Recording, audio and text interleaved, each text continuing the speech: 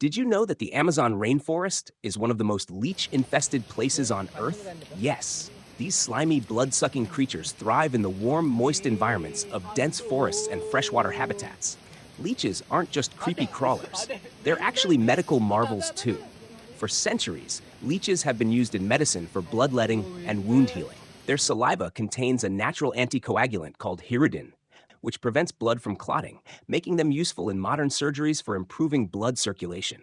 There are over 700 species of leeches worldwide, and not all of them are bloodsuckers. Some are even harmless. So next time you're trekking through the Amazon or any wet forest, watch your step. You might just get an unexpected leech encounter.